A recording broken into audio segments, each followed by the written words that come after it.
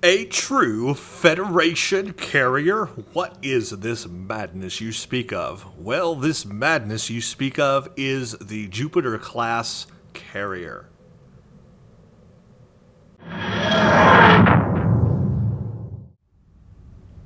Hello, Captains. This is the Doctor, and welcome to another Tier 6 Starship review for Star Trek Online. So, we may finally have a true Starfleet carrier, and I am talking about the new Jupiter-class carrier. So first of all, a little bit about this carrier, a little bit of background. This Jupiter-class is based off of the Jupiter-class Dreadnought that you've heard of before. So that's where the design and inspiration from this ship comes from, is it comes from that Dreadnought, but geared to be a carrier. This is part of the Design Your Ship promotion that Cryptic had last year, and it was a promotion in which a number of possible designs for a Federation carrier were presented to the Star Trek Online community. And then the designs were presented in a tournament-style format, and members of the STOW community were able to vote for their favorite designs. And because of those votes, and the winner of those votes, we have the design we are presented with today, being the Jupiter-class carrier. So let's take a look at this, because this is quite a thing. Ships, Tier 6, and we will go to find it somewhere in our thingy. I guess maybe toward the end, since we already own it. No. What would it be called? It would be called Jupiter. There it is. Okay. So here is what it looks like. Just a couple of pictures. Here's the top of it. Here's a top-down view. Here's a side view, and from it you can tell it's got this bulbous-shaped kind of saucer area and very, very large, bulbous-looking thing.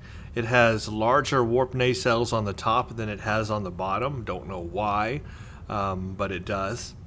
So let's read a little bit about this. In similar format to my other reviews, we will read about this ship first, then I'll show you my setup currently, go over what makes it unique, the unique console, the bridge officer setups, all that jazz, the hangar bays, of course, because it's a carrier, and what type of ships you can get for it.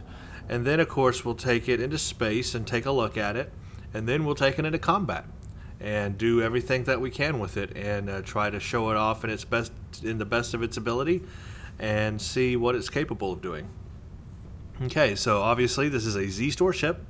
If you are unfamiliar with that, it is it's 3000 Zen. So bring out your pocketbooks, get your dilithium ready. It's a Zen ship. Now there is also a fleet version of the ship, but the fleet version does not come with a console. So keep that in mind. If you want the unique console, you have to get the Z-Store version of the ship. Now you can get the fleet version of the ship and the Z-Store version of the ship, and then put the Z-Store version of the ship's console on the fleet version ship.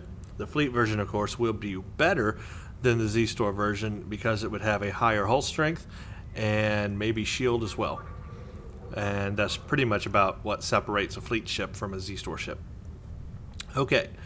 The Jupiter-class carrier is the first of its kind to be built by Starfleet Engineering. It was designed to serve as a mobile fighter launching platform with durability and fleet support in mind.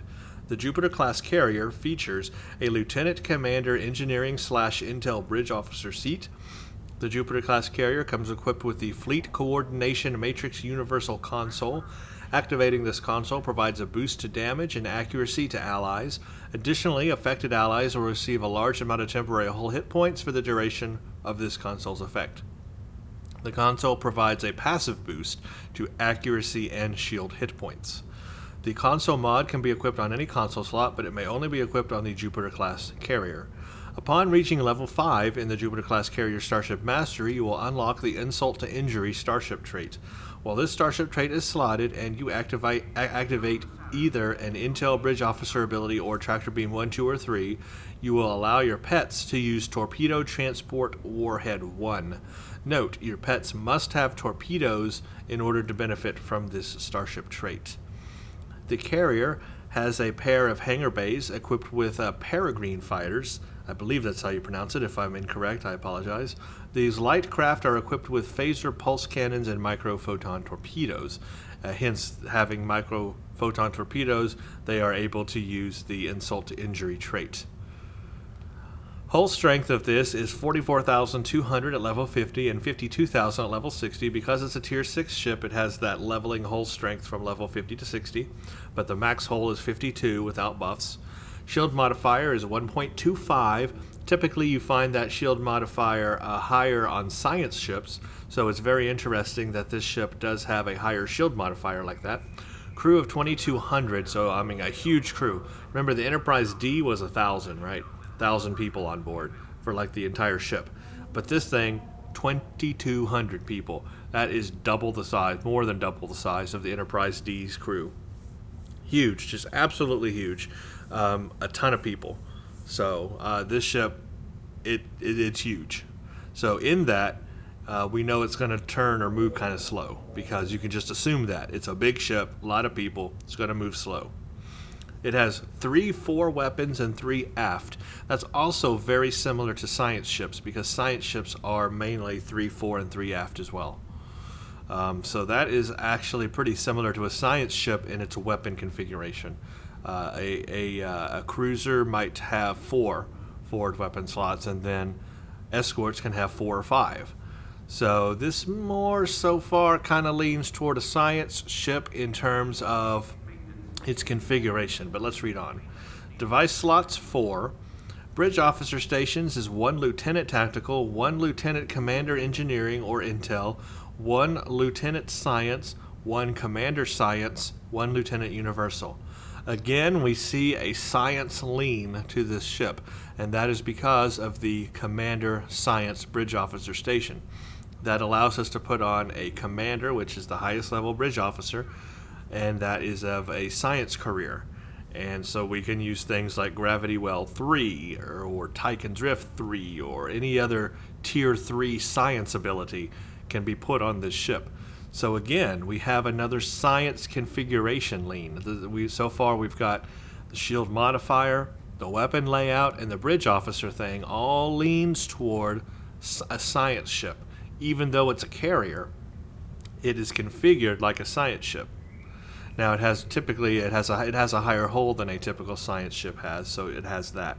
Now also it can have intel bridge officer seating, not command, not pilot, but intel. So again, leans a little towards science in that way too. And then you come down to the console modifications, and again you see this science lean. You have 3 tactical, 3 engineering, but 4 science console slots. So this whole thing is like a science carrier, is what I look at it as. It's a science ship carrier. It's not an engineering or cruiser carrier. It's not a tactical or escort carrier. It is literally a science ship carrier, because everything about it is very similar to a science ship in configuration. So that is very unique. And because of those facts, I am actually using this ship on my science character. And in that way, I can show you that a science person, a science career, can be powerful. They can do the DPS with this ship. The base turn rate is 6 degrees per second. We know it's going to move slow, so if you want to buff that, of course, that'll help.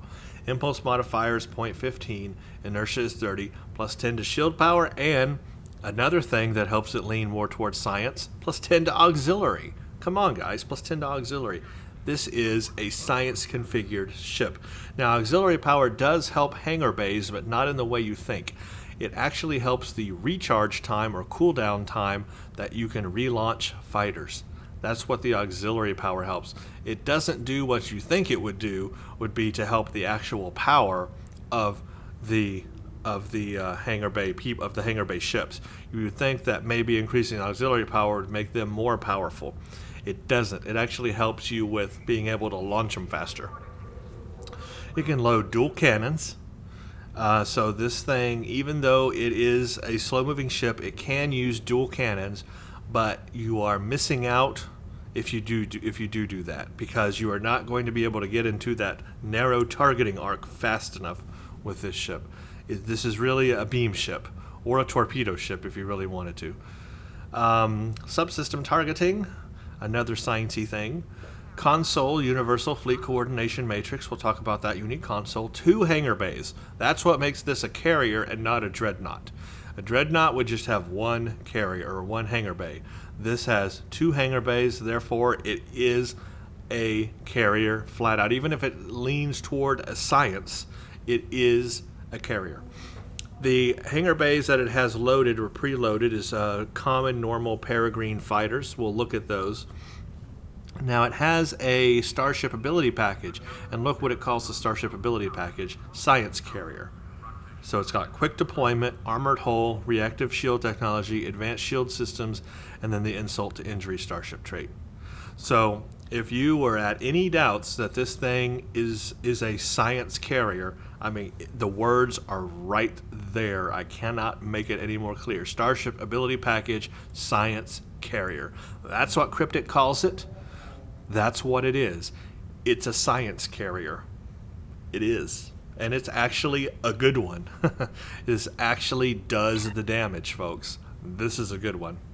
Okay, the next thing I'm going to do is bring up my build that I have currently on this ship, and in that we'll look at the console and we'll look at the hangar bays, the Peregrine fighters, what they do, and the different flavors of them that you can get. And we'll look at my build. Now keep in mind, you can make a build a million different ways on a ship, so however I have it configured is not the ultimate configuration that it could ever possibly be. It's not perfect. It works for me, but just a disclaimer, I know if you have complaints about how I've configured the ship, then do it your own way and have fun with that. That's the great thing about building ships, is it's all about how you want to build them and how you're having fun. I will start off and say this build that I have right now, I am clocking 25K in an ISA run. I am parsing at 25K. So that is what my current DPS is with this ship. And I feel I could probably get it higher. I could probably get it to 30K probably pretty easily. So there is room for improvement, no doubt about it. But what I have right now is also not terrible and gets the job done. It's just so you know. Okay, let us bring this up and we'll take a look at it. And of course we'll go look at the ship in the ship configuration editor and see what we can do to it visually in a second. But let's just check out what I've got here. I have all the masteries unlocked, 1, 2, 3, 4, 5. We will look at all of them in space because the numbers right now don't show the actual numbers while you're on the ground. You have to go into space to show what the real numbers are, the real stats on that. So we'll do that in space. We'll also look at the stats in space as well. But just note I have all 5 unlocked, so we're going to be able to experience all of those. Here's what makes this thing a hangar. A carrier right down here, the hangar bays, right? 2 Peregrine fighters. Now this is not what it comes with. I have hangar elite Peregrine fighters on right now. However, what it comes with are these 2 commons right here. These are hangar Peregrine fighters. This is what the ship came with. These just fire a phaser pulse cannon, so it is phaser energy based on the fighters, and then a micro photon torpedo. They are level 61, and they support 2 deployed wings at a given time. So that's what it comes with. It's very basic. It gets the job done, but it is very basic. However, there are 2 other levels of Peregrine fighters that you can put on this ship that are even better. The second pair is if you go to the dilithium store and you go to special items and boxes and you go to hangar pets. This is where you can buy dilithium hangar pets for your carrier ship. Now you can only put on the type of ships that it supports. So for example, on this Jupiter class carrier, it supports the Peregrine fighters. This will work on this ship. It'll support, I think, the Type 10 shuttles. I also think it will support the Danube runabouts and maybe the Delta flyers and maybe the reinforced shield units and light escorts, but it will not support something like the Jem'Hadar attack ships or Tholian mesh weavers or Romulan drone ship or Voth or Zendi or Cation stalker fighters. It will not support those because those only work on alien ships. For example, the Cation stalker fighters say they only work on the Cation Atrox carrier. And then if you go down to Tholian mesh weavers, that only works on the Tholian recluse. And Voth, of course, only works on the Voth bulwark or bastion or dreadnought cruiser. So these only work on those type of ships, but the Starfleet type of ships should work on this.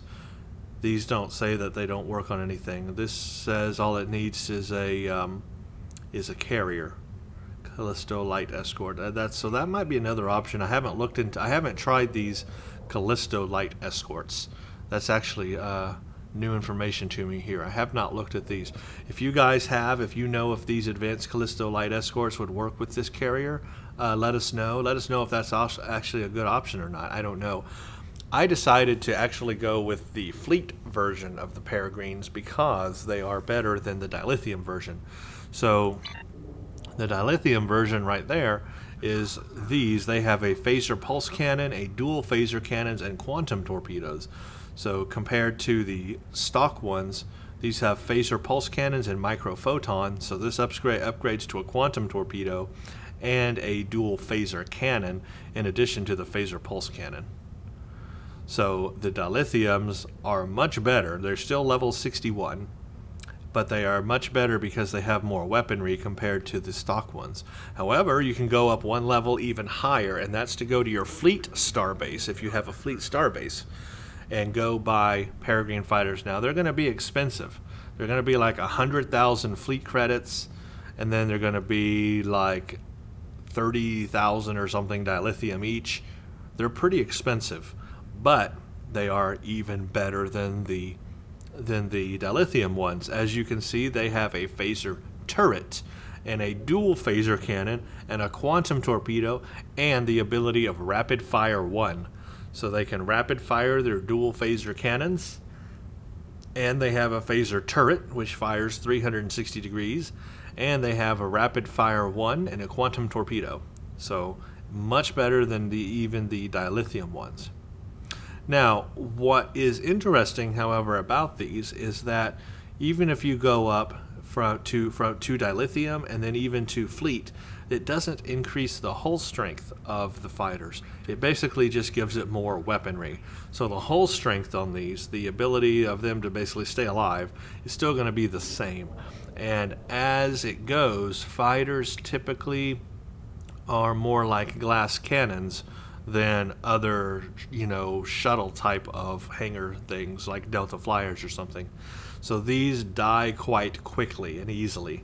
But luckily you can keep replenishing them pretty fast, especially if you have a high auxiliary power. There's also this ability called quick deployment, which helps you to reduce the recharge time and again launch these even faster. So even though they die quickly, I am still able to quickly replenish them and keep launching new ones. So that's really not a problem. But I went ahead and put on the best you could get. This is the Elite Peregrine Fighters. And I kept Peregrine because that's the type that it comes with by default. So I decided, well, let's stick with the same type of fighter. Let's just put the best on there we can so we can demonstrate those abilities. So that is what makes this a carrier, are these two hangar bays. That's going to be the unique part of this ship. You're going to want to launch these. It's going to launch a total of 12 Peregrine fighters. That's right, 12. So each one launches 6. So together you have 12. Yeah, it's a lot.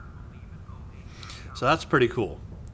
Now let's look at the unique console, because remember the Z-Store version of this ship comes with a unique console and the fleet version doesn't, but you can put this on the fleet version. This is the console universal fleet coordination module, and as you can see, it'll work on the carrier or the fleet carrier.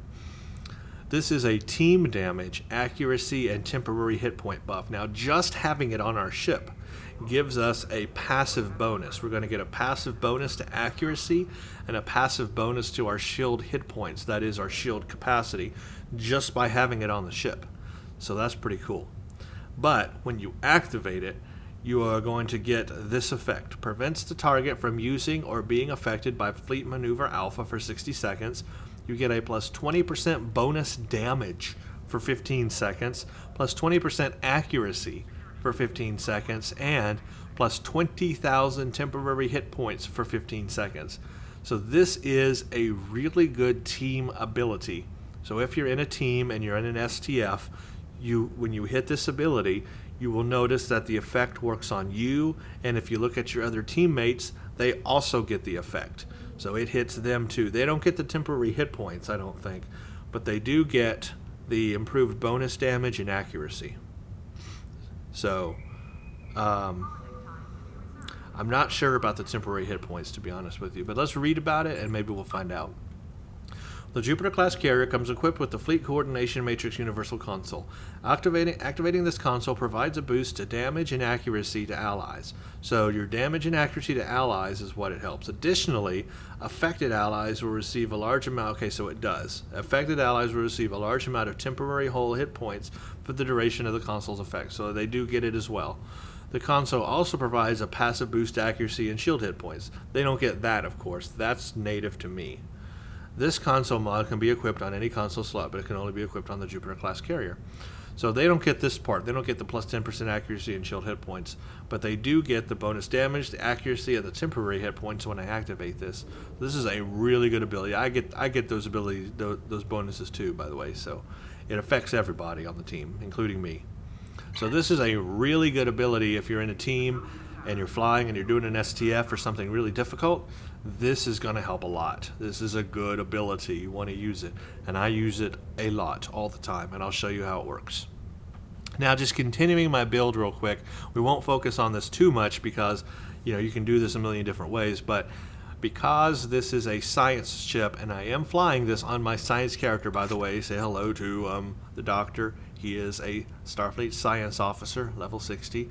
He is my main character, so he is completely science. This ship is on a science character. I have chosen to go with the Delta Alliance gear set because I feel that the Delta Alliance space set is really good for a science ship. And that includes the Delta Alliance deflector array, the Delta Alliance hyper-efficient engine, the Delta Alliance trajector warp core, and the Delta Alliance Unimatrix shield array. Now, I have also upgraded these to Mark 14 Ultra Rare, and I have actually gained a modifier on each one that you wouldn't normally get. I've got Psi CDR, something new there. It's basically, I think that's the decreased cooldown of science abilities by 10%. It's the science cooldown is what it is, I think. Yeah, that's what it is. And then I gained a modifier on this engine called Full. I gained a modifier here called Amp. So I actually have a Delta Alliance Trajector Warp Core with Amp on it, of all things, so that's great. Then I upgraded this one to Epic so that I could get the best shield capacity that I can. And it actually has a Cap Reg on it, modifier as well. So this is the best quality you can get out of the Delta Alliance Unimatrix shield. So that way, it's just the best it can be. And the shield capacity will be pretty high on this ship. I have three 360-degree things in the back. I've got a kinetic cutting beam, damage times 4. I think I gained a modifier on that. I'm not sure. I also have omnidirectional anti-proton beam and ancient omnidirectional anti-proton beam, but all 360 degrees so that they fire all around my ship in the same direction. So that way I can be pointed forward at the ship, at any ship, and they'll all fire with me, or broadside and they'll fire with it, whatever.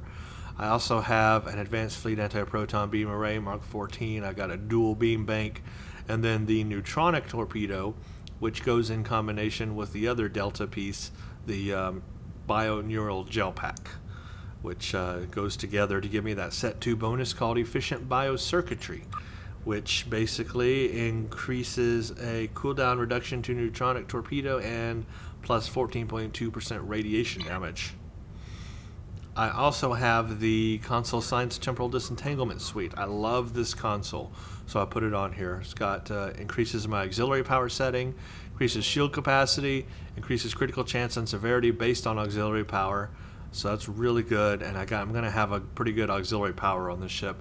I also have my exotic particle field exciter. It's got a kinetic and all damage resistance on it, but it improves exotic damage, more maximum shield capacity, and weapon power as well. I also still have a neutronium on here with kinetic and all energy damage resistance and an improved ship hit points. I got an EPS, and I got the assimilated module. This thing's decked out. It is awesome. It is really good. You're gonna love this thing. I love this thing. I don't want to get rid of it on this character actually, and but I'm going to, because I know what's coming for the anniversary. Well, I kind of know what's coming. They have stated what kind of ship it's going to be, so I'm very excited about it. And that ship is probably going to replace this ship, so I can review it. But that will come later. Let's go down here and take a look. Whee! Boing. Let's come down here and take a look visually what we can do to this ship. It's always fun to customize the starship in a visual manner. So here's what the starship looks like by default. This is it.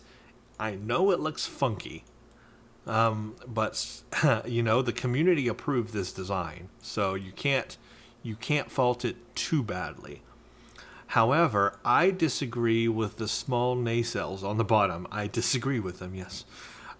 Because it's almost symmetrical here and here, almost, I say. I think they should have elongated the bottom nacelles and just made them the same length as the top, and just made quad nacelles that way. You know, it would be that classic quad nacelle design. The Dreadnought had that kind of design. But I think they should. I think they should extend the bottom nacelles to be the same size as the top. That would make it look better, in my opinion.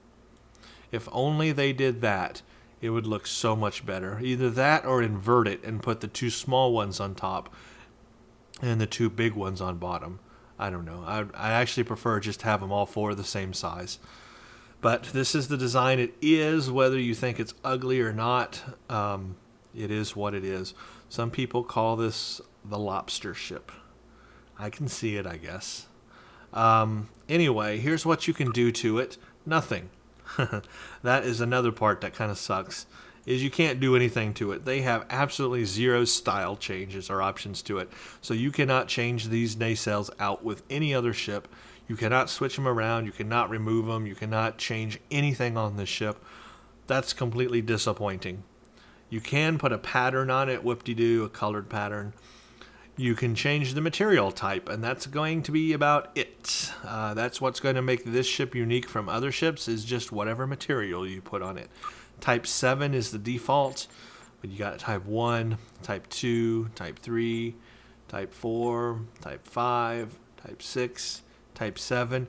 If you've ever upgraded a ship to Tier 5U, you will have an upgrade skin. And then if you are a veteran, you'll have this veteran skin. And that's about all you can do to it, folks. The Type 5 skin is actually not too bad on it. I kind of like the Type 5 skin. I like the Type 5, and I like the Type 7. And I like the upgrade skin. Those are the three that I like the best. But yeah, these nacelles, gosh, I wish they were all the same size. It really annoys me. I don't like that. We'll just use the standard look on it, which I have right now. So unfortunately, not very customizable in looks. One thing I just remembered that I forgot to show you guys was the bridge officer setup. So let's look at that real quick. Okay, so as far as bridge officer setup goes, you do have a full commander science. So this is a science ship. I mean, it just is. It's a science cruiser. I mean, science carrier. So that's what it is. So here I'm going to have Gravity Well 3, Tychon's Rift 2, Science Team 2, and a Tachyon Beam. So that's my science setup. Now it does have a lieutenant tactical station. So it's not very heavy on tactical either, which most typical science ships are not. So I got a Beam Overload 2 and Attack Team 1, and to give myself more tactical powers, which I felt I needed, I went ahead and used the Universal slot to become another tactical slot for me, so I can get Torpedo Spread 2 and Torpedo High Yield 1. So that gives me more tactical powers, which I felt I needed. Now, You do have an option here to use a Lieutenant Commander Engineering, or you could do Lieutenant Commander Intel powers here as well. But then, of course, you wouldn't have an Engineering Bridge Officer slot. You would have to use the Universal slot for Engineering, and then you would have just not many tactical options. So I didn't like that. So I went ahead and kept this one Engineering, and then kept this one tactical and this one tactical. But if you wanted to, you could put Intel powers here, make this one your Engineering, and then just have 2 Lieutenant Bridge Officer powers. That's your option. And then it also has a Lieutenant Science station, very heavy on science, obviously. Yeah, I mean, that's pretty much it. That's what it supports on Bridge Officer stations. As far as traits go, the Starship trait that this one has is called Insult to Injury. So note that I have Insult to Injury active. That's the only trait I'm going to use. I do have predictive algorithms, but that's part of the specializations. So anybody can get that and put that on any ship. So I'm going to use that here as well. But as far as other Starship traits go, I'm not going to use them. I'm just going to use Insult to Injury so that you're only seeing the ability that this ship comes with. That pretty much sums it up. Let's go to space and take a look at her. See what she's got under the hood. See what she's made of. She's got some ample nacelles, and she really does have some ample nacelles. I mean, this is a gigantic ship. Just look at my ship compared to some of these ships out here in space. Here's someone flying a Prometheus. You know what that is? It's an escort. The Prometheus. Look at the size difference, guys. I mean, his Prometheus, my warp nacelle is bigger than his whole Prometheus. My one warp nacelle is bigger than his entire ship.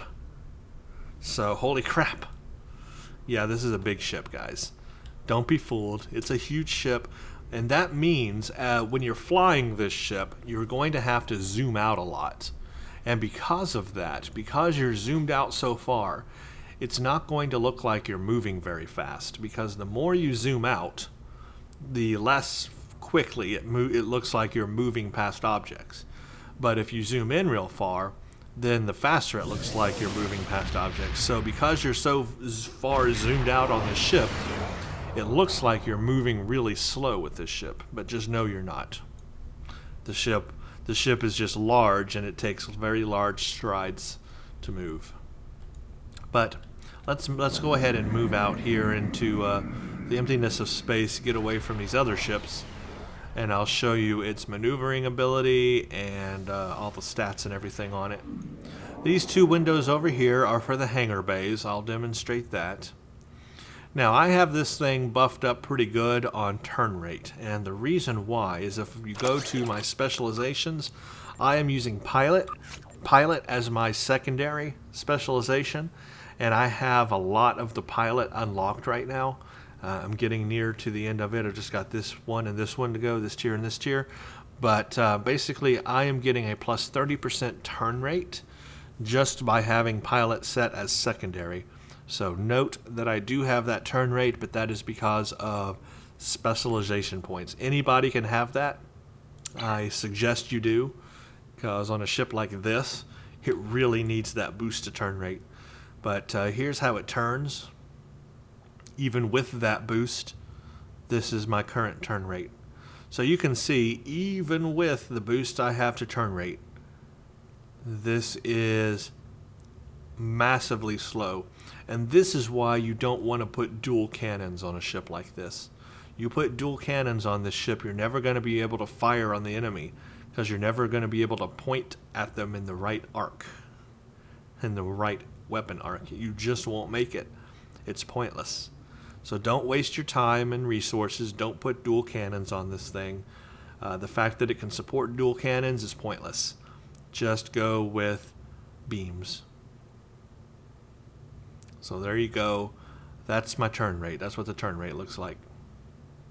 Here's a good side view of it. Again, the smaller nacelles on the bottom bother the living crap out of me. I wish they were the same size as the top. I think it would look so much better. So much better. We can kind of zoom in. They've got a lot of detail on the ship when you zoom in. There's a deflector, big deflector up front. If you're wondering where the peregrine fighters launch from, they launch from these sides here, from what I gather. This is like a force field, one of those force fields that keeps the air in, yet lets you also pass through it. So that way the peregrine fighters can sit inside, they load them up with people, and then they can fly them straight out the sides of the ship. So there's one on each side. Just like that. This little part down here, I have no idea what this extra appendage is on the ship or what it does. Maybe it's some kind of sensor array or something to help keep the fighters, in line or something like that. Maybe. It has these bulges here, underneath here, and here as well, but these have windows on them, which makes me think that there's people living in there or working in there on these. So I don't know what these are for, and I don't know what that part is for. Under the ship, I'm imagining or thinking that this thing here is an extra ship, like the captain's yacht, that probably disconnects and has a captain's yacht, probably. I don't know what these things are here. This here, I don't know what these are. Maybe more sensor array things. I'm not quite sure. I need to turn the visuals off on that console. There we go. Coming to the back side of it, two big impulse engines in the back. I don't see a place where shuttles or anything can leave out the back. Looks like it's just strictly on the sides of the ship. Strictly on the sides. I don't see... It looks like... Here's the evacuation pods. You can see those kind of quite easily. But I don't see anything on the back side. That's the tour of the ship. Looks like... Oh, yeah, we have this here. It looks like maybe shuttles can launch from the front, though, because this is another force field shielded area where it would allow things to pass through but not air. So they might keep shuttles in here too, or fighters, shuttles or fighters or whatever, and be able to fly out the top. So I guess you could fly out the sides and fly out the top here in the front. So that's pretty versatile. That's pretty versatile. I like that. So technically, if they allowed you, what would really be cool would be to launch fighters out the sides and have our 12 fighters. And in addition, what if we could launch a wing of shuttles?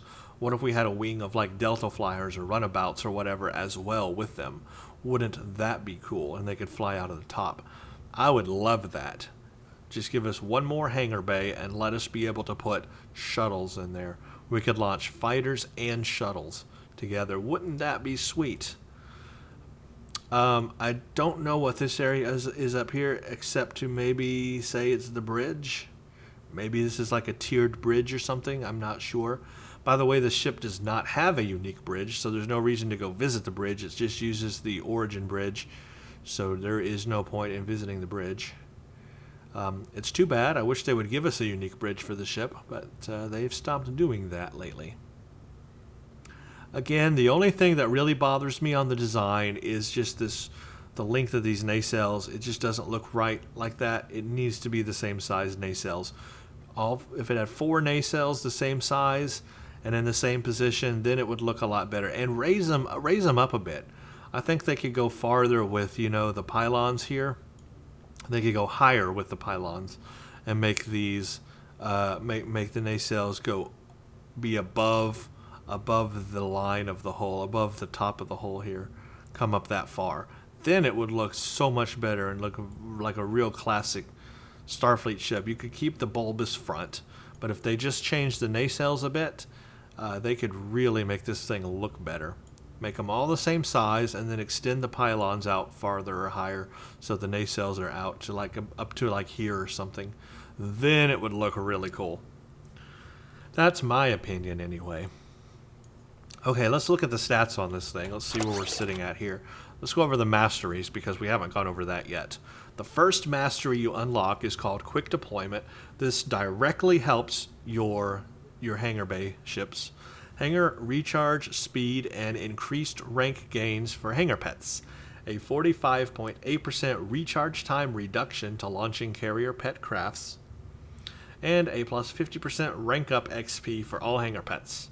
So right off the bat, they're going to help buff our pets for us on this ship and make them even better.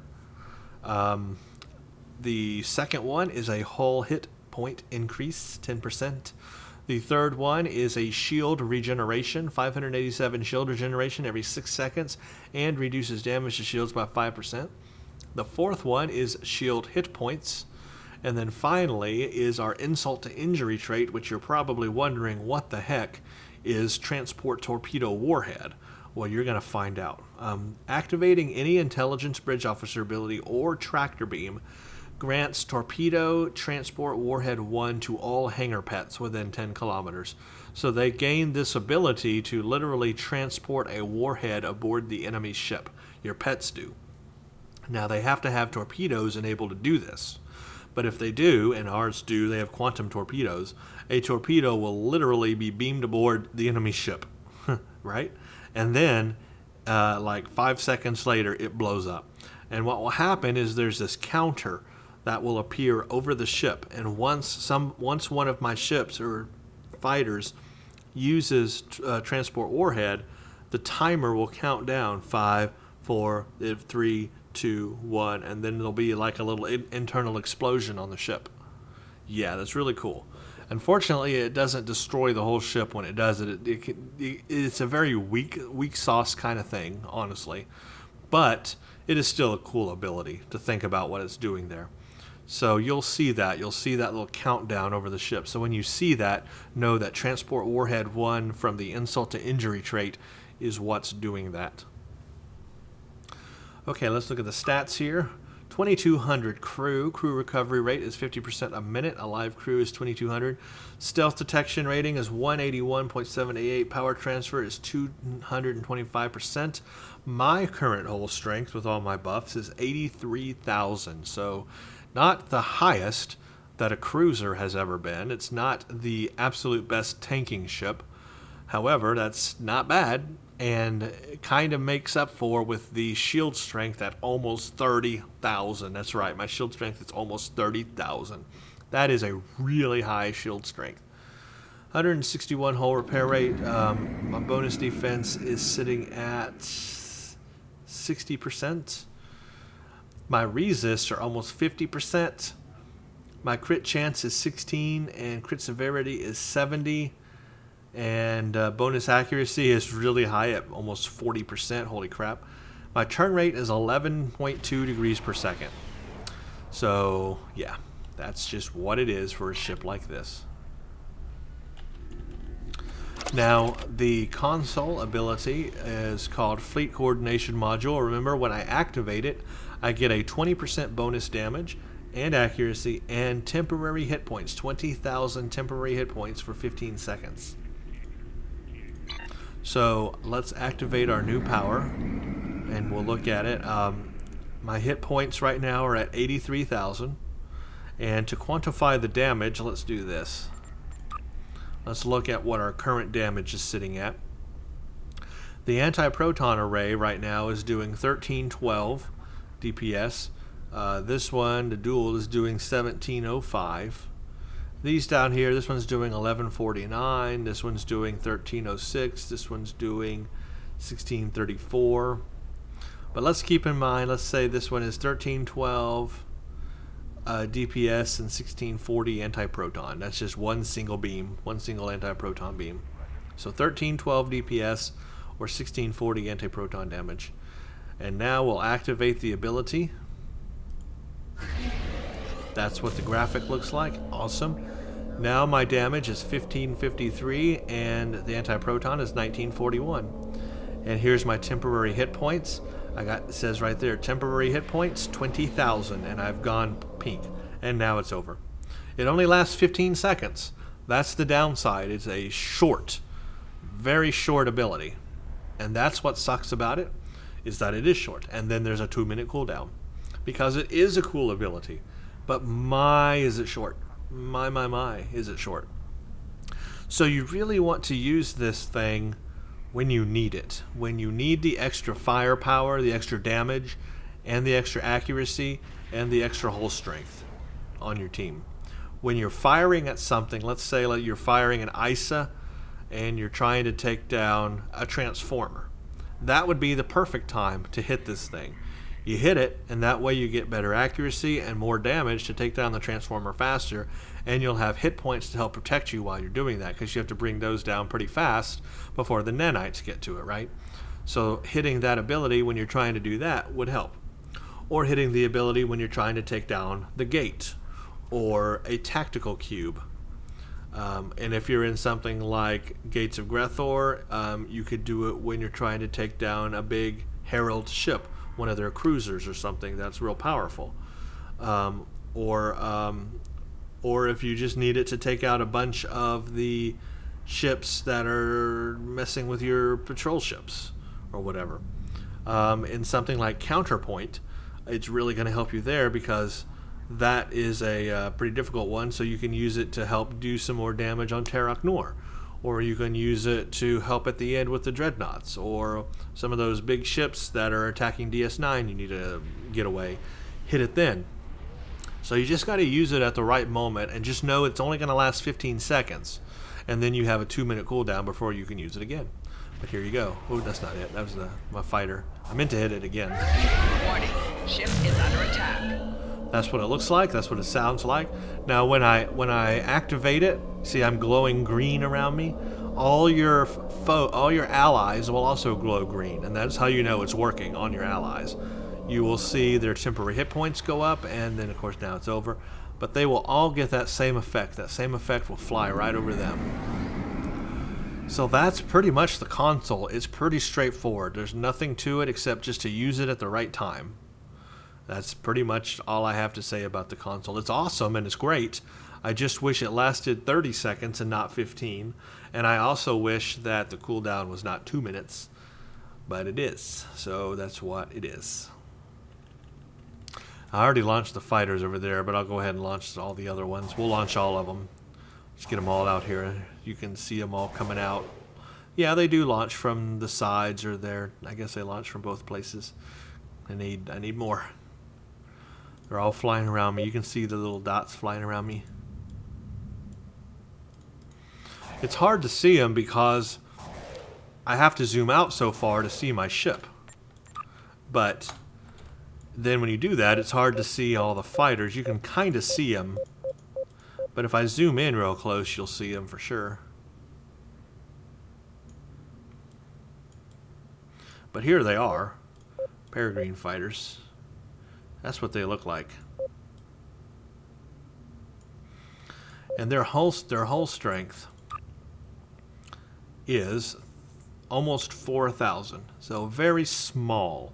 And that's what I mean about them blowing up real easy. They have a very low hull strength.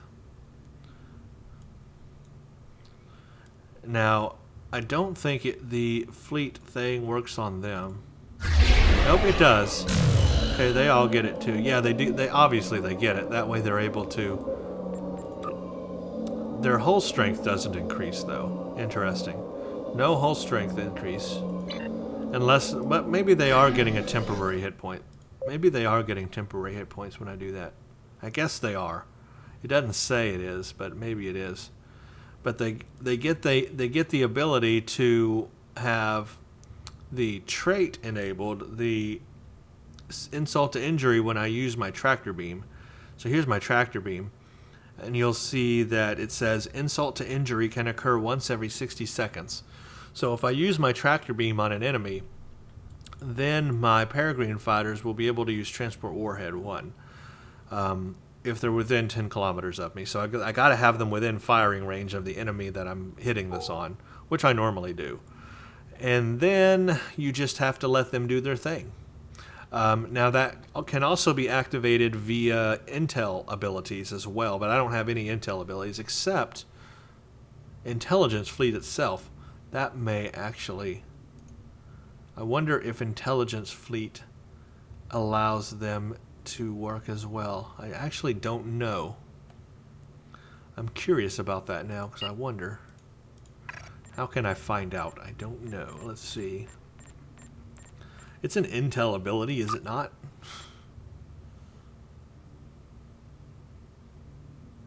Well, it doesn't say. If somebody knows, what I'm trying to find out is if activating intelligence fleet, if that allows the Peregrine fighters to use insult to injury. It doesn't say that it does. Normally it would say on there that it's like adding that to the ability. Like when I hover over the tractor beam, it says insult to injury can occur once every 60 seconds. It doesn't say that on intelligence fleet, so maybe it doesn't. But it should work on regular intel bridge officer abilities if you have that. Insult to injury also does not work with fleet maneuver. I mean, it doesn't activate insult to injury. So pretty much the only ability I have that's going to activate insult to injury is my tractor beam, unless intelligence fleet does, because I use it a lot.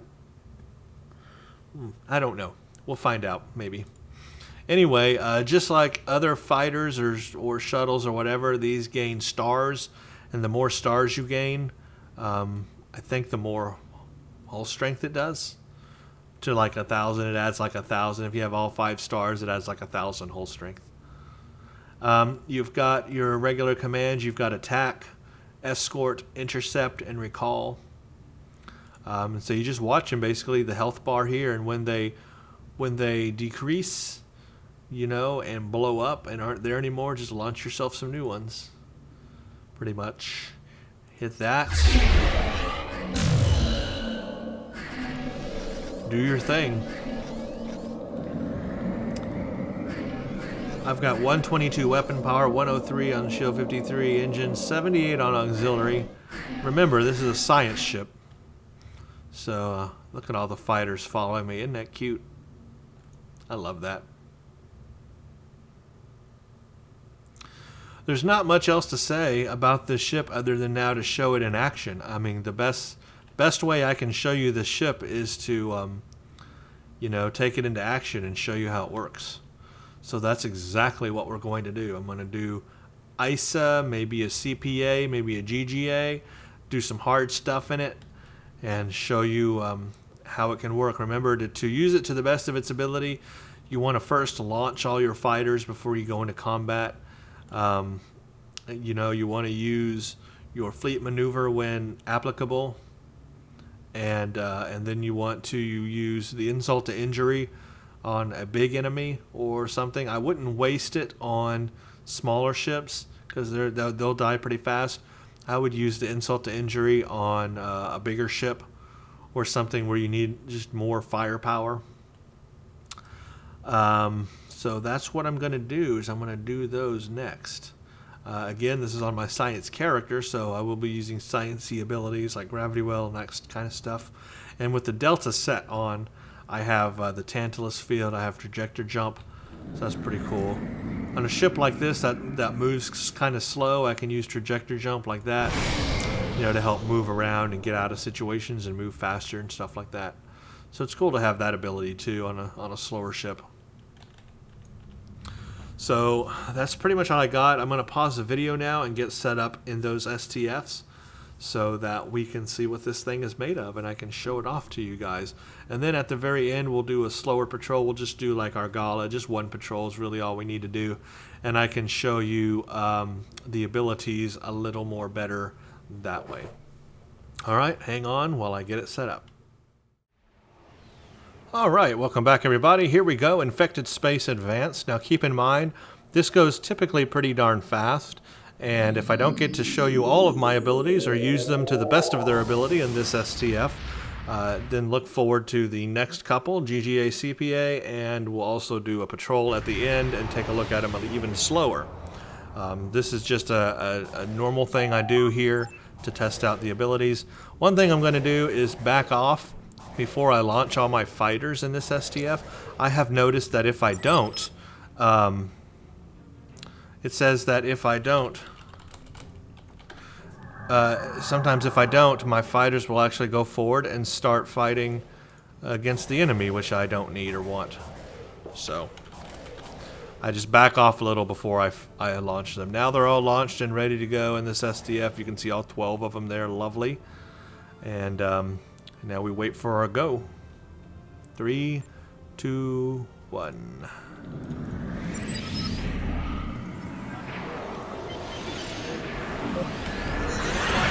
Ship is under attack. Target shields have failed.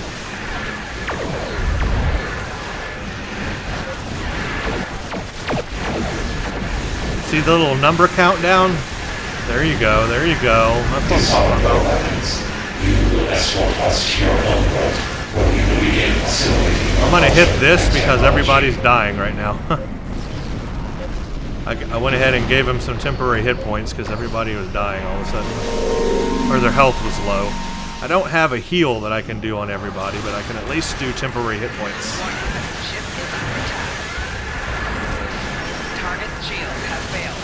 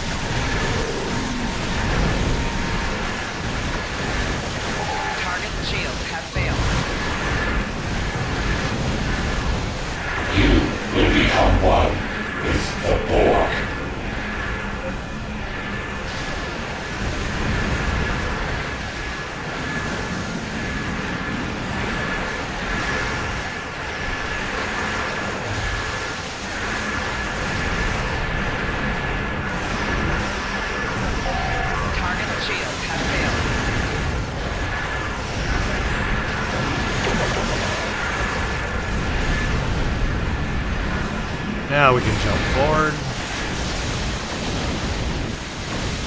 See, the fighters die very easily, so you just have to kind of keep replenishing them. I can't get there fast enough. Left shield failing. Target shields have failed. Now we'll do that.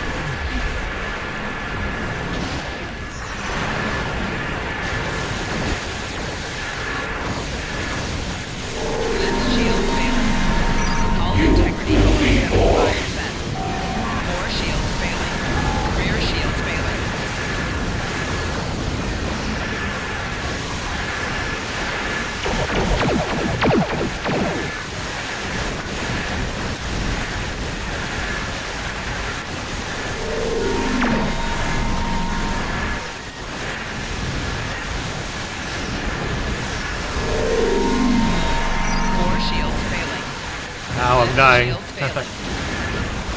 Wish I had Miracle Worker or something like that, but I don't. Not on my engineering character. I'm on science. 4 shields failing. Right shield failing. Hull integrity below 25%. 4 shields failing. Darn it, I'm gonna die. I'm gonna die! No, no, no, no, no, no, no, no, no, no, no, no, no, no, no, no. I'm gonna die. I'm gonna live! I'm gonna live! Whee! I'm almost gonna die. Is futile. Target shields have failed. I lived! Shield failing. Oh my gosh, that was crazy. 4 shields Nope, failing. now I'm gonna die, and I'm dead. Hey, I almost survived all of that.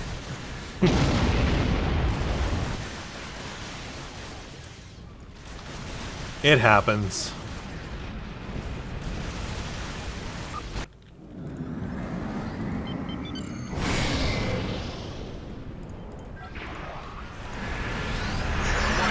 Ship is under attack.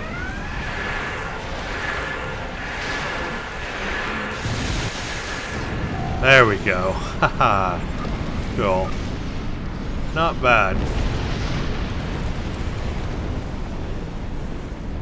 Well, there you go, everybody. That was Ship is under attack. Infected space advanced. Hard to really show you all of the abilities that this ship is capable of in such an STF like this, but we'll get a better idea when I do CPA and GGA, which are definitely more intense. And so that'll be fun, so stay tuned for that. I will get one of those set up.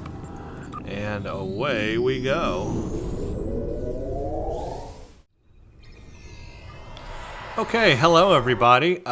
This is GGA, Gateway to Grethor, so this should be a blast. The invasion of Kronos has begun, but we will not fall. Their ground troops use Gateway... This will be pretty cool.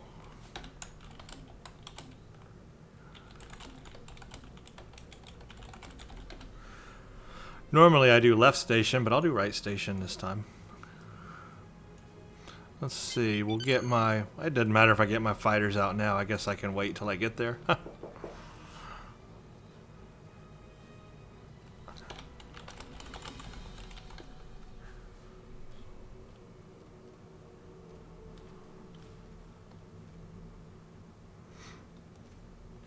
Let's do this thing. Hopefully I'll be able to show off my abilities here a little bit better. We will see. Warning.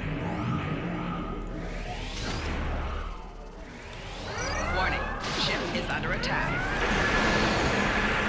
Let's give some extra boost of everything right now.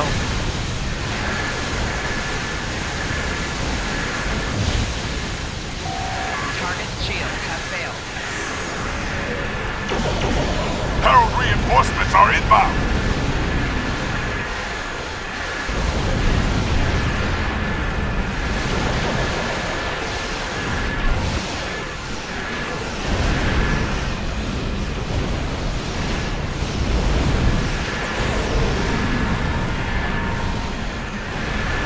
Ow. The starbase is secure. The shipyard is secure. Very cool, very cool. Nice run.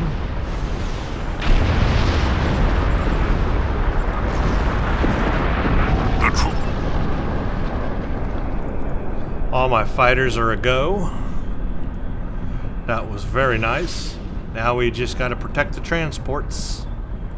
I've actually never done the right side before, but I guess it's the same as the left side. Just protect the transports, close the radiation gates. Shipyard troop transports are beginning their run to the planet. They got that radiation gate down there. There's a spawn gate. We don't really need to worry about the spawn gates except to keep the ships off of them. There's no ships coming out of that one. That's interesting. It's like a spawn gate with no ships. Okay, there's a radiation gate. Close that sucker. Those gateways are emitting intense levels of theta radiation. Close them. Simple as that. That's weird. That spawn gate had no ships coming through it. That I've never seen that before. That is the weirdest thing. There's two people down there, so they got that covered. I'll just stay here, I guess. Not really doing much, but I'll do it. Shipyard troop transports are beginning their run to the planet. I have never seen that. That's got to be a bug or something.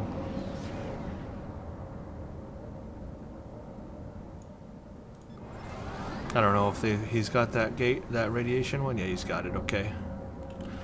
Psh. Well, okay. You can't have an easier run than this. My gosh. I got nothing to fight. How boring is that? How can I show you my abilities of this ship if I can't even fight an enemy? That was weird. My phone rang for 1 second and then Shipyard went troop away. transports are beginning their run to the planet.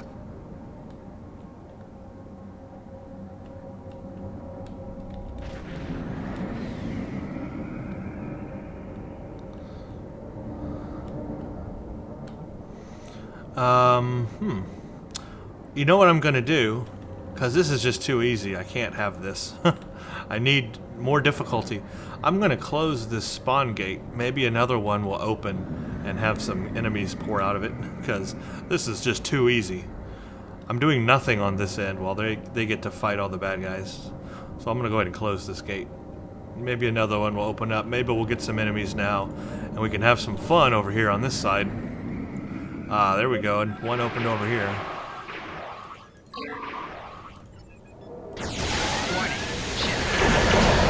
Look at my fighters go. Look at that awesome firing from my fighters. Isn't that cool? Shipyard troop transports are beginning their run to the planet.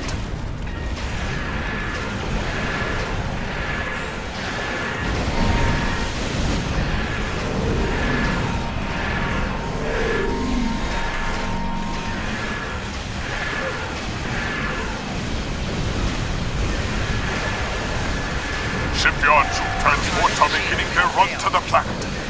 Oh, there's my phone. I'll get it in a second. Or I'll get it later.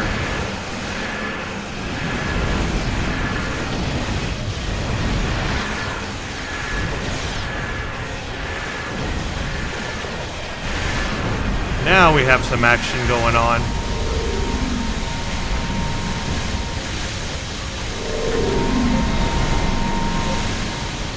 Shipyard troop transports are beginning their run to the planet.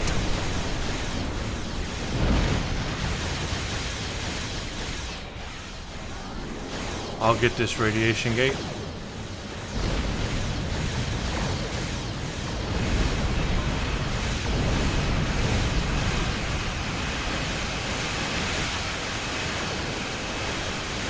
Hold on, I'm in the middle of something. Call me back in 5 minutes. Warning. Ship is under attack. Target shield. Sorry, had to make a text message. Okay. Shipyard troop transports are beginning their run to the planet.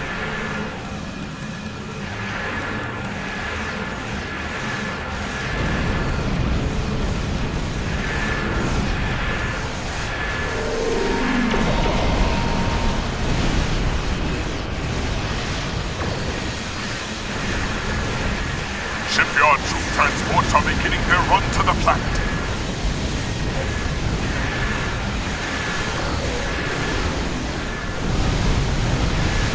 Target shield has failed.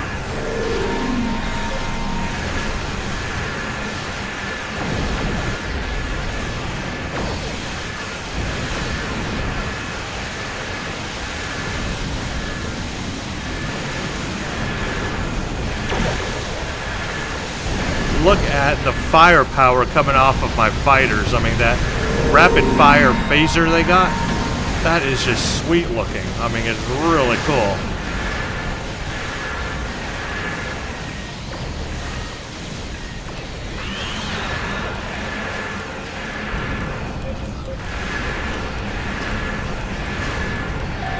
Target Shipyard shield troop has failed. transports are beginning their run to the planet.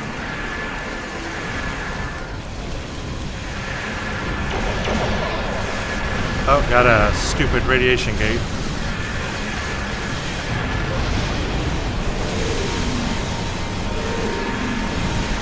Closing, there we go. Shipyard troop transports are beginning their run to the planet. Target shield has failed.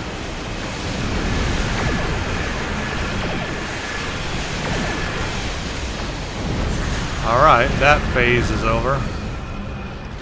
Now we got to get over to the other side for the Herald forces coming. We'll take care of this last part. A herald. Hopefully this will go pretty smooth here. My fighters should follow me. They'll catch up eventually. There they are. You can barely see them, but they're coming. They're following. Kind of get in position. Never done it from this angle before. Oh, I'm right on top of it.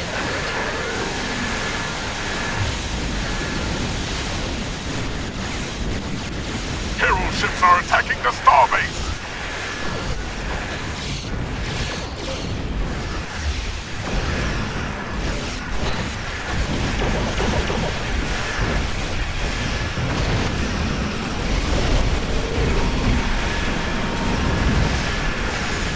Target shield has failed.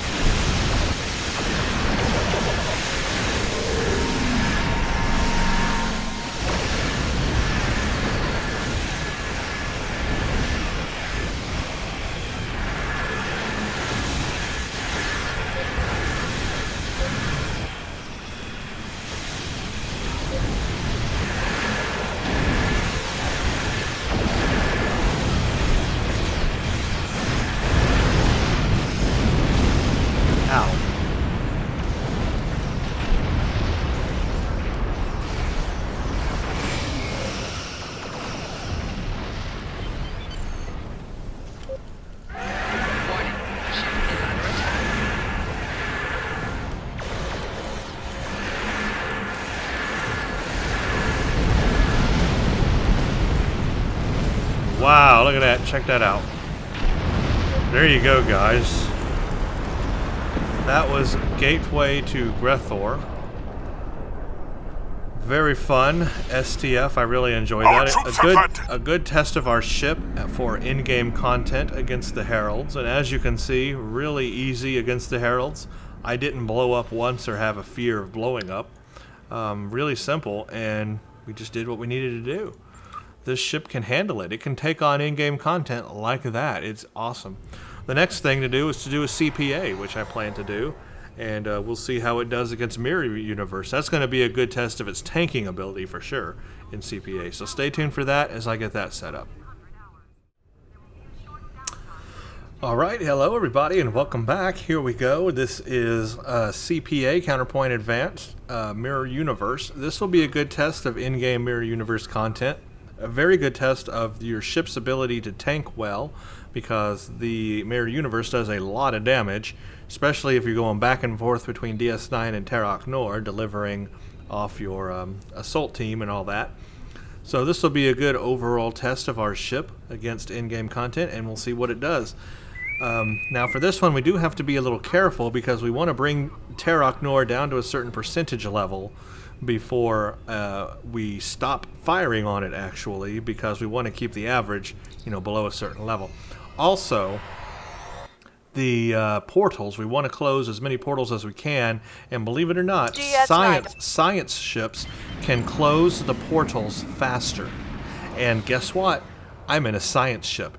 You know what that means is I'm going to be able to close the portals faster. Now this assumes, of course, you're not being fired upon. If you're being fired upon, you cannot close the portals at all. But if you can get in fast enough where you're not detected, or if you're still under your stealth where you're not going to get fired on or whatever, or you have a negative threat generation or something like that, if you can get in fast enough, a science ship will close them pretty fast.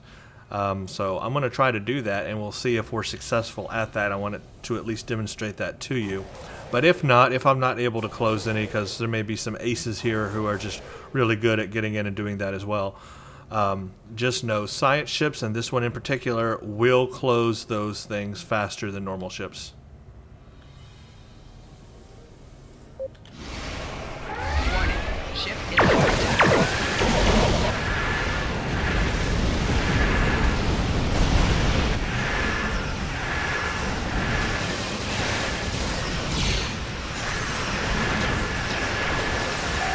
Target shield has failed.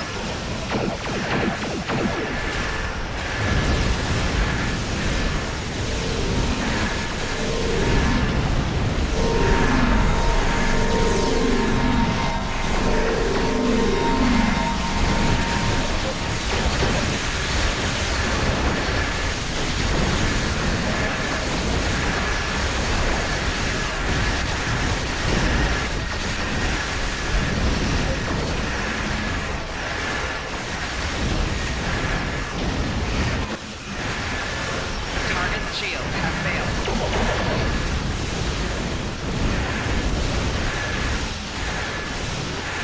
4, 3, 2, and there's my trait explosion.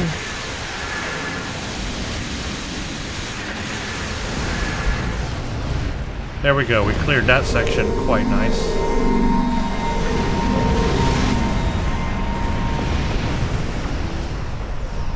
Oh, we're not yet. Almost cleared that section. There we go. Thank you. We were taken by... Okay, now we have portal time. Portal time. So this is where I am going to try to get in fast enough to close the portal. We'll see if I can do this.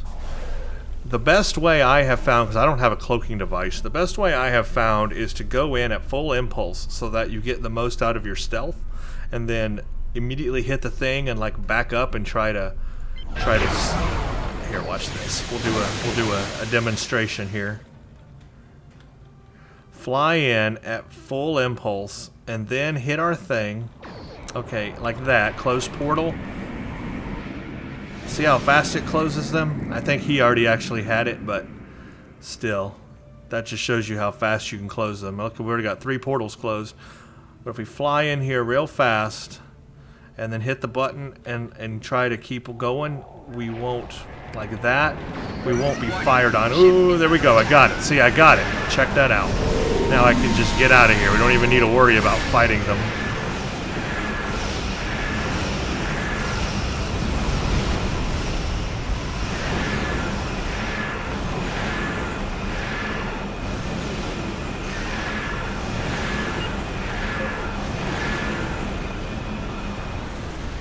There's another portal over there. I'm going to try for it.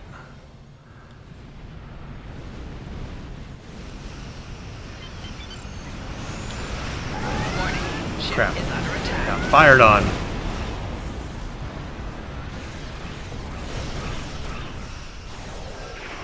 Okay, let's try to get in this one. This one doesn't even have any enemies near it right now. So that's fine. We'll fly in. Here's how fast you can close it. Close portal. See how fast it closes these portals?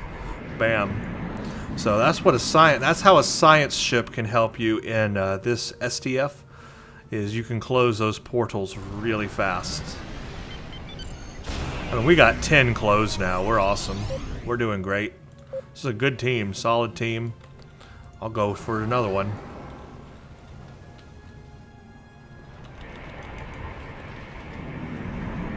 There we go. See, not a problem. Closed. See how DS9 is doing. 100%, so we're still great. I'll go ahead and join in the battle. Ship is under attack. Target shields have failed.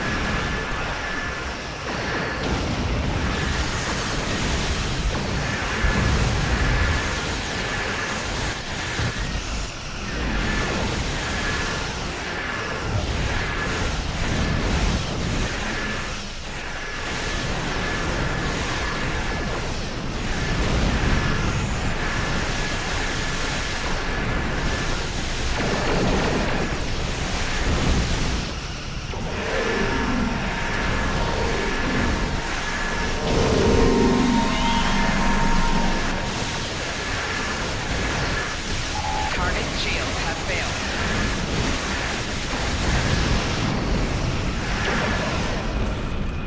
That was great. That was a good good start here to this STF.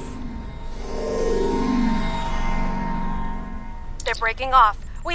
So what I'm going to do is I'm going to come down here because I think DS9 comes from this direction, or not DS9, Terrak Nor, because the sun is over there, the star, so I think it comes this way. What I'm going to do is I'm going to drop the sensor platform here.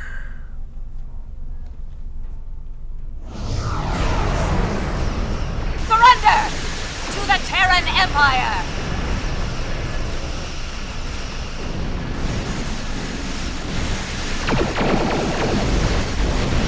Warning. Ship is under attack. Lower your defenses and surrender!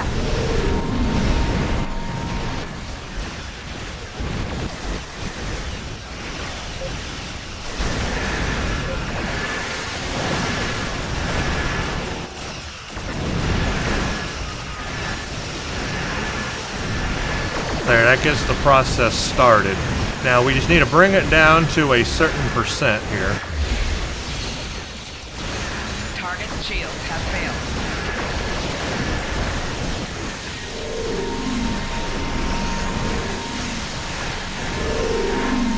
Surrender now! 4, 3, look at that. I got the Terran torpedo warhead beaming onto Terrak Nor. Look at that. That's what my fighters are doing, my friend. They're beaming torpedoes on board. I love that. Target shields. We're at have failed. 60. Wow, we're bringing this thing down fast. You gotta be careful not to overdo it. We're already at 50%. I'm pulling away because we're bringing this thing down fast. You are fools! And I don't want to misfire on it.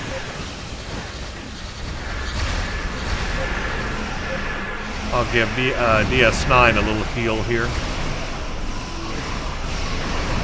Now we just beam up assault teams.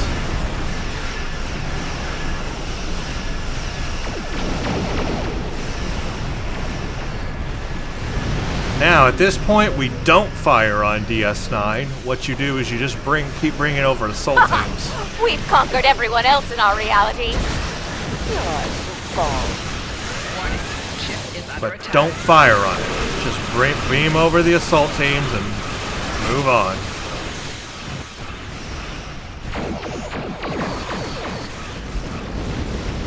Because the key is to keep it below 40% average health, or below 50%. So at 40% we're good. Shields have failed.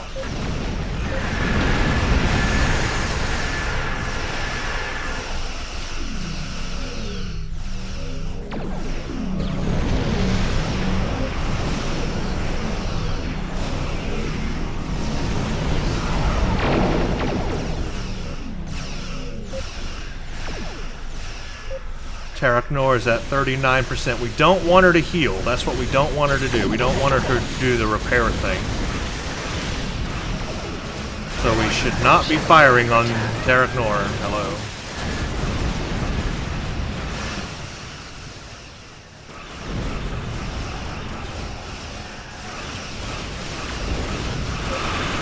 Some people aren't aware of that tactic, however. Warning. Ship is under attack.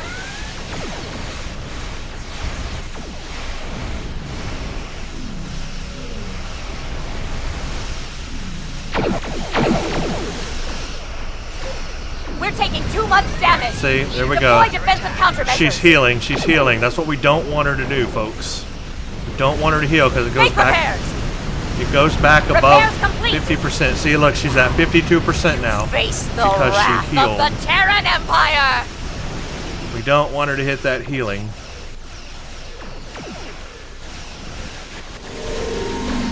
Because we're trying to keep the average of Terraknor below 50%. So far, we're not hitting that mark. Warning. Ship is under attack.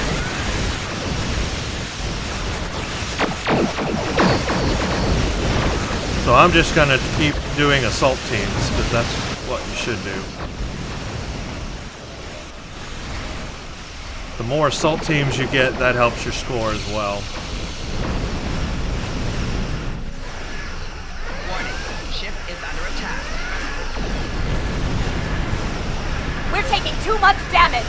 Deploy defensive countermeasures. She's healing again. Make repair. Repairs complete. She Face probably the went wrath back up. of the Terran Empire. Integrity below 75%.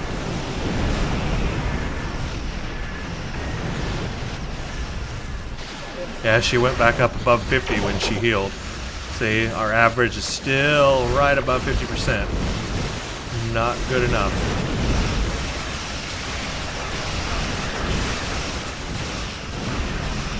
.4, we're getting there. Getting close to it.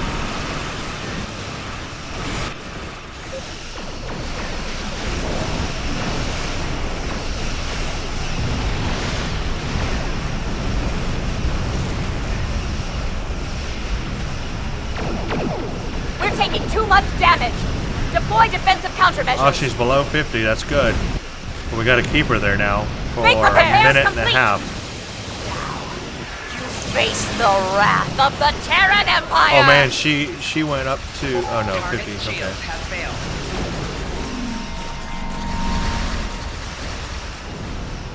We got to keep her below 50%. Come on.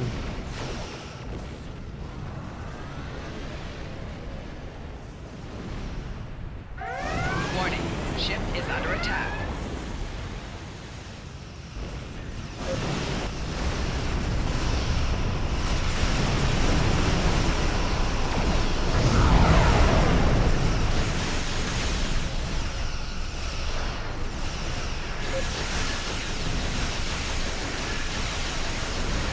Come on. Ship is under attack.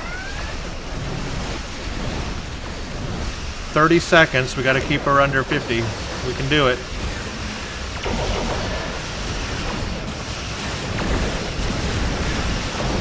As long as she doesn't heal again, we're okay.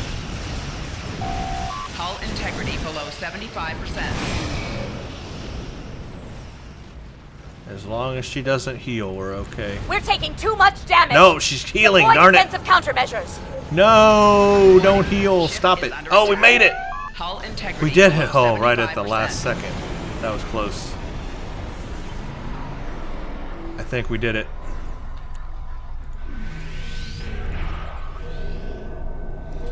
Now we just have to do the final We're part reading here, an the dreadnoughts. Our reinforcements will put you in your place. I need my fighters. Where are you, fighters? Come on, give me some buttons. Warning. Ship is under attack. Target's shields have failed.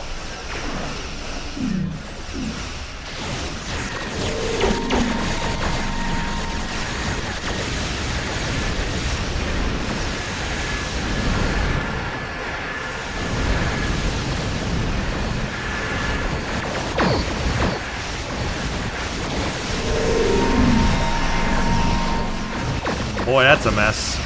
Look at that. I can't even tell what ship is what or what's going on right now.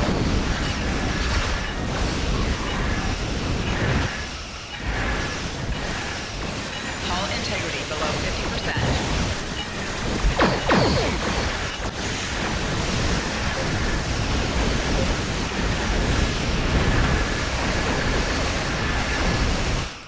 50%. Well, we did it very quickly. You haven't seen the last of me.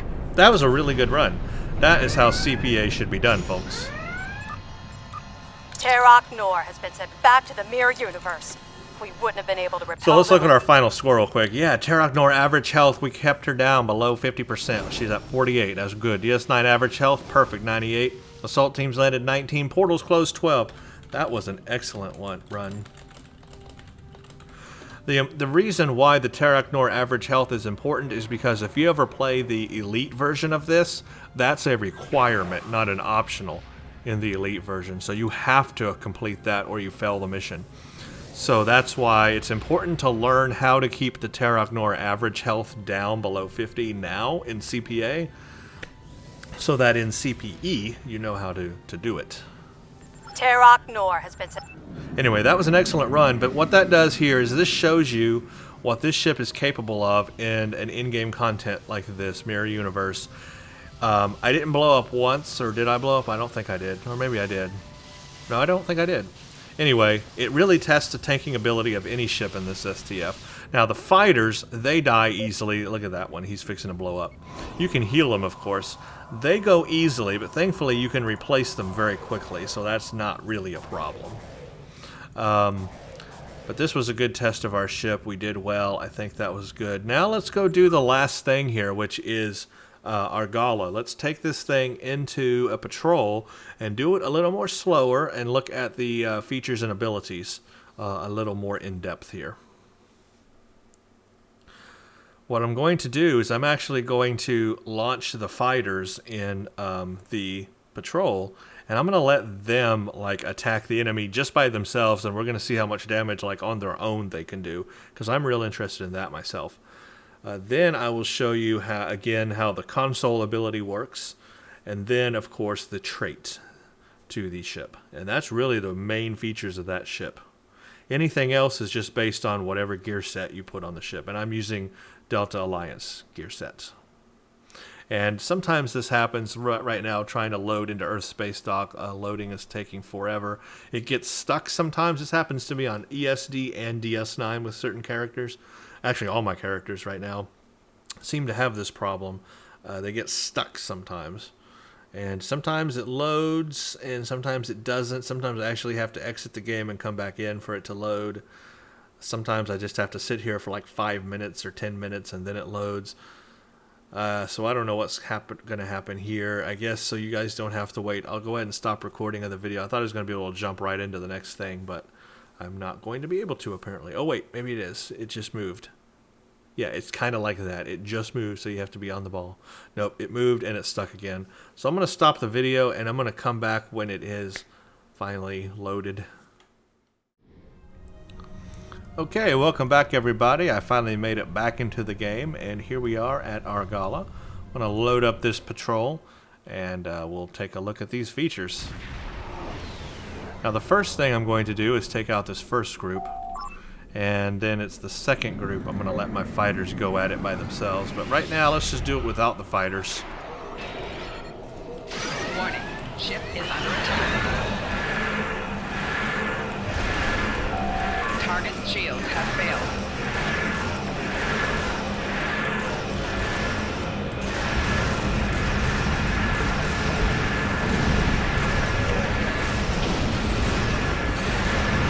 There we go. Easy, easy, easy. Now, what I'm going to do is I'm going to launch my fighters. And I'm just going to let my fighters fight. I am not going to fight. I may have to fire on an enemy to get them to start fighting, but after that, I'm going to back off and just let them fight by themselves.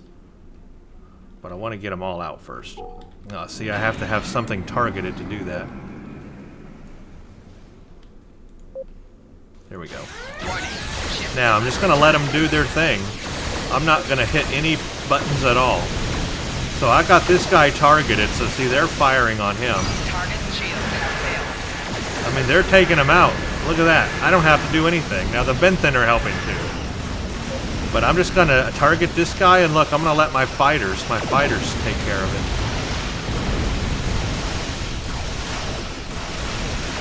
I mean, you can see them all shooting at him. There are the little ships out there shooting at him. They're firing torpedoes. I'm not firing at all right now. Just they are. And the Benthen. Check that out. That's how powerful they are. Now I'm going to go ahead and do the tractor beam, and we can see how they do their little thing on it. 4, 3, 2, 1. There's the explosion right there. That's the innate trait. That's the innate trait, the Mastery 5 trait. There's another one. See, it doesn't enable it just on one ship. It enables the trait on basically any ship that's in their radius, I guess. In their field of fire or whatever. I don't even have to fire. I'm not even firing right now. I'm just letting them do all the work. Literally, I'm just letting my fighters do all the work right now. 4, 3, 2, 1. Explosion, and then 4, 3, 2, 1. Another explosion. 4, 3, 2, 1. Another explosion. There it is. 4, 3, 2, 1. Another. They're doing lots of them. There's another one. Now I'm going to fire. Because I can't stand it anymore. I want to fire and kill something.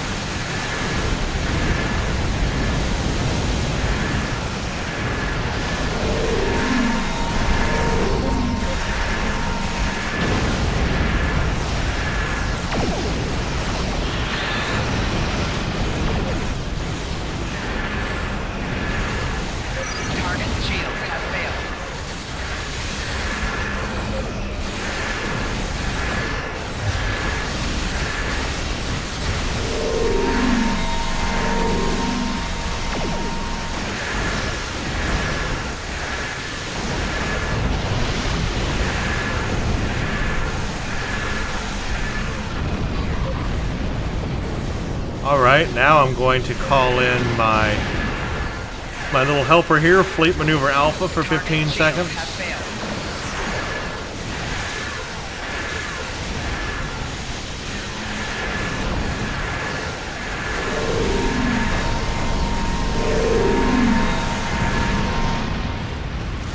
Pretty cool, huh? Now, I'm going to use the fleet thing and see if that causes my thingy to work. Warning. Ship is under attack. No, it doesn't. It does not seem to cause the trait to work.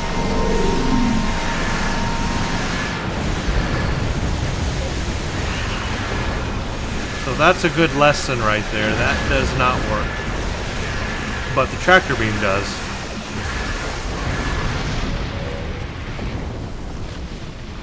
Sweet. Last group.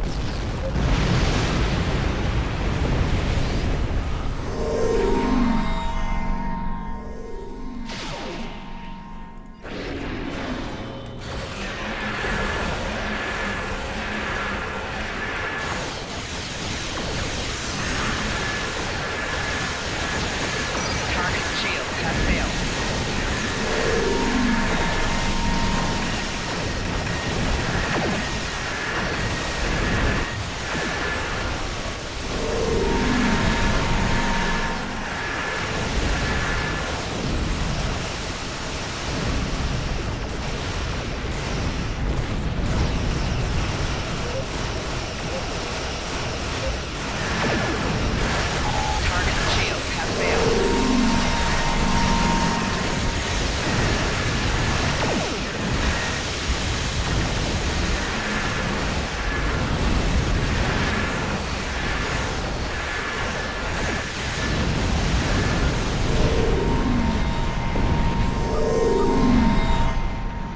There you go, folks. This is the Jupiter-class carrier Tier 6 ship. And it rocks everything. I can't be more positive about this ship. I really had my doubts. I'm going to be honest with you. I had my doubts when I first saw this ship being available. I thought, okay, well, it looks clunky. It probably maneuvers clunky. It's probably not going to do much damage. Probably just going to be a tank. You know what? I was wrong about this ship. Now, I have to say the looks are not extremely appealing to me, and I think that is true to a lot of people. I think the looks could suffer some massive improvements. But looks aside, functionality-wise, the ship functions very well and has a lot of features to offer. Now, it seems limited at first because you only have that 3 forward weapon slot and 3 back, 3 aft, and then you only have a lieutenant tactical bridge officer position, which would be very limiting. And it's full science ship basically. It's a science spec ship. So in that sense, your brain tells you by specs alone, probably not a good ship.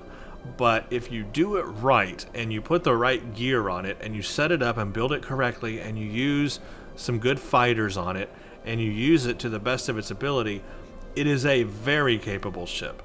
It may be science, it may not have everything an escort or a cruiser has going for it, but it has that carrier part of it which makes up for the rest of it. And you combine it together, they have made a great science carrier. And that's exactly what they've done, and it's a true-to-form carrier. It has 2 hangar bays, so it is definitely a carrier. It is not a dreadnought, and it really does perform.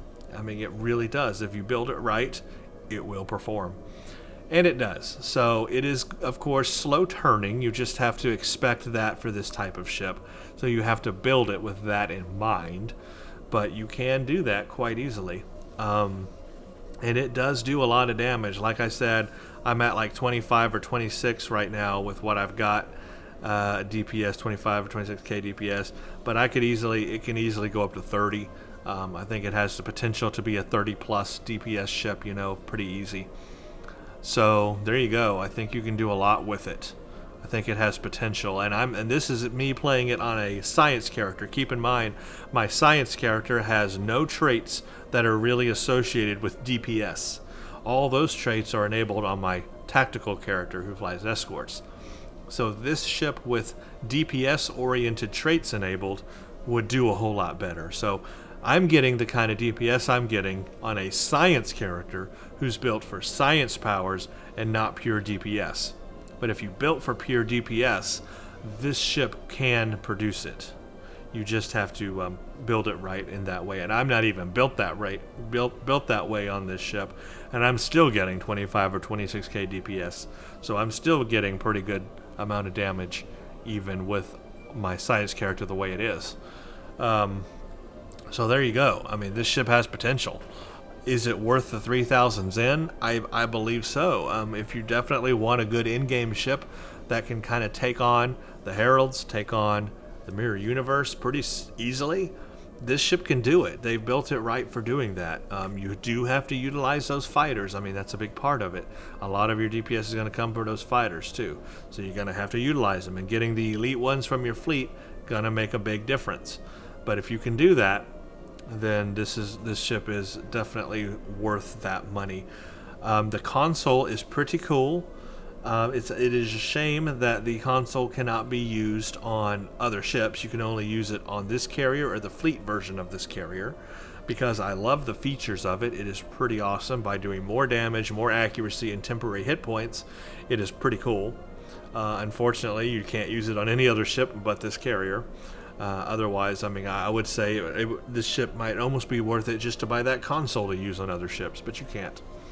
Now, the trait you can use on other ships because it's a regular starship trait, insult to injury. So that means once you unlock it on your ship, you have it now in your list, and you can use it on any ship. But of course, it's only going to matter on ships that have hangar bays, because its ability is to use your hangar pets to transport torpedoes onto their ship. So if your ship doesn't have pets, hangar pets, then insult to injury is not going to matter at all. But it will work on any other ship that has a hangar bay, or ship or pets that have torpedoes. That is, the pets have to have torpedoes, and these peregrines that I'm using have quantum torpedoes. So there you go. Really good ship. Really good ship. Probably a little underrated because people probably straight up think, Federation carrier, science-based, can't be that good. But you know what? It can be that good, and it is that good. The design, it needs some work. Make these the same size nacelles. Make this not look like a huge zit. I mean, it looks like a zit I just want to pop. Do that, and you'll have a nice-looking ship.